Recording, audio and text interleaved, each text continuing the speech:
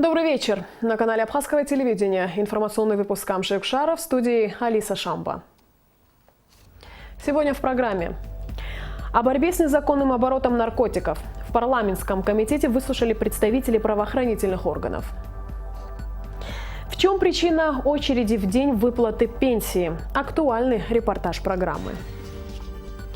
Обсудили вопросы взаимодействия. Встреча молодых дипломатов Абхазии и России в Сухуме.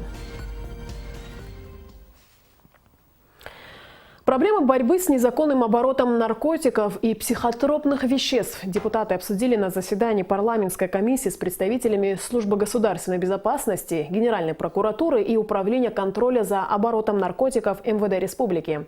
С подробностями Ирина Аршба.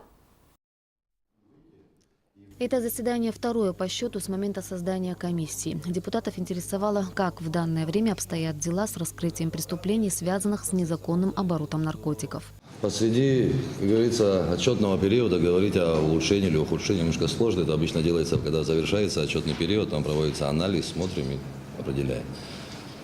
Говорить... Активизация наблюдалась. Сейчас изменилось состав УКОН. Как это повлияет на работу, покажет время. Активизация была, на мой взгляд, однозначно была. Я об этом говорил не раз и в средствах массовой информации. Как отметили депутаты, буквально на днях сотрудниками службы госбезопасности были задержаны двое преступников на месте закладки наркотиков. В этом деле также фигурирует сотрудник милиции. Между тем, по словам зампредседателя СГБ Игоря Кованова, причастность сотрудника милиции не доказана, ведется следствие. По словам главного врача республиканского наркодиспансера Ирмы Ануа, количество употребляющих наркотики в республике по-прежнему высокое. В этом году у нас зафиксировано, значит, сейчас 233. Это плюс 7 мужского? Нет, 4 женщины. 4 женщины, да? Да. Тяжелого наркотика? Да, метадон. 100 хазы. более 80%. Да. А возрастные? Возрастные у нас подросток только один. Ну, несовершеннолетний один, остальные все совершеннолетние. Депутатов также интересовало, какая ведется работа для выявления лиц, отправляющих телефонные сообщения о продаже наркотиков. Как правило, эти каналы, вернее, эти телефоны, это являются техническими телефонами, так называемыми. То есть установить владельца – это достаточно проблемно, поэтому работа проводится. То есть, я говорю еще раз, подключаем наших российских партнеров. Вот, и, ну, думаю, что в любом случае мы придем к результату. Вот, по крайней мере, мы к этому прилагаем все усилия. Депутаты задали представителям силовых структур интересующие их вопросы, на которые получили исчерпывающие ответы. Вместе с тем депутаты выразили недовольство тем фактом, что в текущем году раскрыто только одно разбойное нападение – дело Кабанова. Народные избранники считают недопустимым, когда в уголовных делах фигурируют сотрудники милиции. В итоге заседания члены парламентской комиссии приняли заявление с требованием к руководству страны принять безотлагательные меры кадрового и организационного характера. Комиссия, проведя анализы по наркотикам и по общей обстановке, которая происходит сейчас в стране, касаемо разбойных нападений, уйма разбойных нападений, убийств, краж, изнасилований, приняла решение о внесении предложения в парламент о вотуме недоверия тому или иному руководителю силовых структур. Работа парламентской комиссии будет продолжаться. Ирина Аршба, Эльдар Дамиров, Абхазское телевидение. Вопросы взаимодействия в рамках формата Совета молодых дипломатов обсуждались сегодня в МИД Абхазии на двусторонних консультациях молодых дипломатов Абхазии и России. Подобная встреча прошла впервые в нашей столице. Ее провел министр иностранных дел Абхазии Даур Кови. Российскую делегацию молодых дипломатов возглавлял председатель СМД при МИД Российской Федерации Константин Колпаков. На нынешнем 4-м раунде двусторонних консультаций речь, в частности, шла об участии абхазских и российских молодых дипломатов во Всемирном фестивале молодежи и студентов, который пройдет в Сочи, а также в возможном содействии участию СМД Абхазии в международных консультациях молодых дипломатов в рамках форумов молодых дипломатов БРИКС и ОИС. Обсуждались перспективы создания Международной ассоциации молодых дипломатов, создания информационного ресурса для продвижения формата международного молодежного движения и другие вопросы.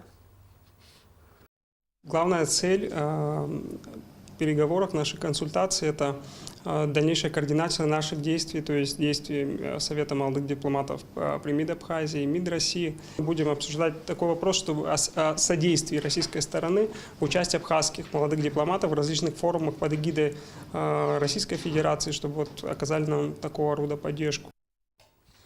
Примерно раз в месяц у терминала в отделении Сбербанка Абхазии наблюдаются очереди. Пенсионеры снимают деньги с платежных карт в день начисления пенсии. Почему это происходит? Ведь платежные карты для того и внедрялись, чтобы в том числе избежать ажиотажа именно в день выдачи зарплаты или пенсионных выплат. В проблеме разбиралась Рената Шакая. В Абхазии более 50 тысяч пенсионеров, из них около 32 тысяч получателей российской пенсии, более 7 тысяч только абхазской. С 2015 года пенсионеры Абхазии стали получать пенсию на банковскую карту. Отчисление на нее происходит 18 числа каждого месяца.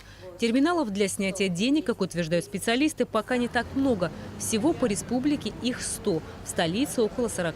Лишь по этой причине в первые 2 дня после начисления пенсии у банкоматов очереди. В последующие дни можно снять деньги без проблем. В первый день начисляется 400 миллионов рублей на карточке, 18 числа начисляется. И 18-19 числа, то есть первые 2 дня, снимается от 60 до 80 миллионов рублей в день.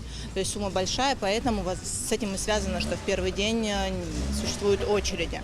Однако даже если в первый день прийти немножко попозже, к 5 часам, к 6 часам к закрытию, уже очередей нет. Пенсионеров у нас около 50 тысяч человек, которые получают пенсии. Из них почти 48 тысяч человек получают пенсии на карточке. Пенсию можно снять в любом банкомате от ПСО до ГАЛа. Если обналичивать в терминалах Сбербанка, то комиссия не снимается. Операция бесплатная. 20% пенсионеров снимают пенсию в других банкоматах, в которых комиссия не превышает 1,5%.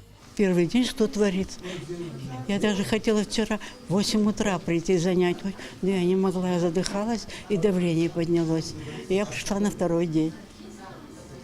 Так что надо проследить за этим. А вообще еще лучше бы было бы пенсионерам носили пенсии домой. Вы представляете, какое состояние, в каком состоянии я нахожусь? Одна одинокая, инвалид первой группы. Задыхаюсь. Все время иду и ищу, где бы мне сесть, присесть. Лавочек почти нигде нет, только в парке.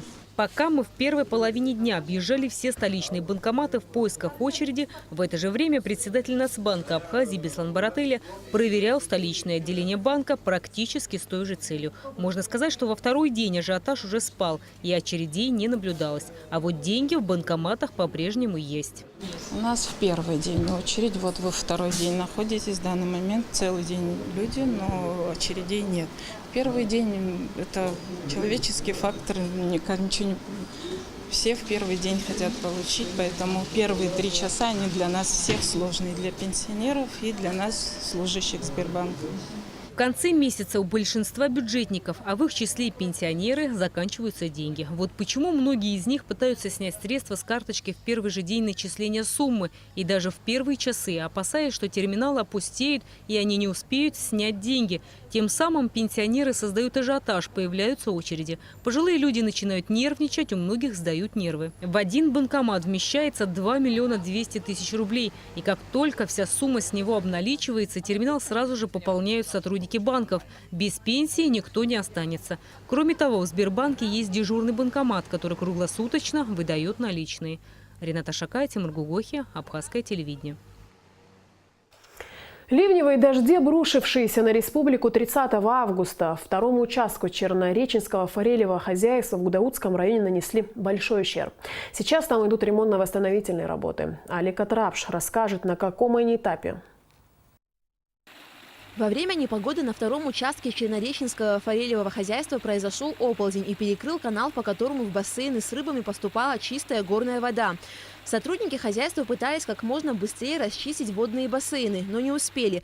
В течение короткого времени более 2500 мальков и взрослой рыбы погибло. Сумма ущерба составляет более 8 миллионов рублей. Сейчас на участке Чернореченского форелевого хозяйства идут ремонтно-восстановительные работы. Очистили пруды. Что остался, живые пересадили, все, что погибло, убрали. А что осталось, сейчас мы видим, рассаживаем обратно пруды, вот чистим. Малек, что остался, сажаем их и будем доращивать. Раньше корм рыбам привозили из Голландии, а сейчас из-за чимчиры, так как это обходится хозяйству дешевле. Одна взрослая форель весит до 5-6 килограммов.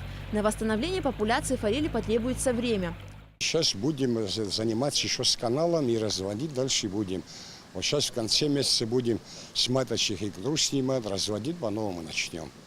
Малек будем выращивать. Несмотря на испытываемые проблемы, Чернореченское форелевое хозяйство Акалмаха не приостановило свою деятельность. Сюда по-прежнему приезжают и туристы, и местные жители. Здесь надеются, что в ближайшем будущем смогут достичь прежних показателей. Аля Катрапш, Алексей Гухава, Абхазское телевидение. 26 сентября в Абхазской государственной филармонии имени Раждина Гумба состоится третий цикл вечеров, посвященных Владиславу Ардзенбо. Владислав вчера, сегодня, завтра. Приглашены гости из России и Турции. Проект проводится совместно с фондом первого президента и Государственным комитетом по репатриации.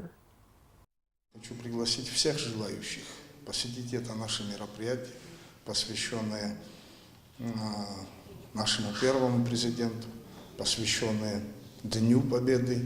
Здесь будут очень редчайшие кадры, которые практически, возможно, кроме тех, кто снимал в то время, наверное, больше никто и не видел. Далее мы планируем провести встречи наших Владиславов, то есть всех наших детишек с именем Владислав. А само слово, оно очень звучащее слово, чтобы вы знали, человек, владеющий славой. Вот именно Владислав наш был и есть таким человеком. Человек, который владеет славой. И эта слава останется на долгие-долгие годы. Приглашаю всех на эту интересную встречу. Ну и в конце выпуска о погоде. По сообщениям синоптиков, завтра в Абхазии ожидается небольшая облачность без осадков. Температура воздуха ночью плюс 21-23, днем 30-32 тепла. Температура морской воды плюс 25.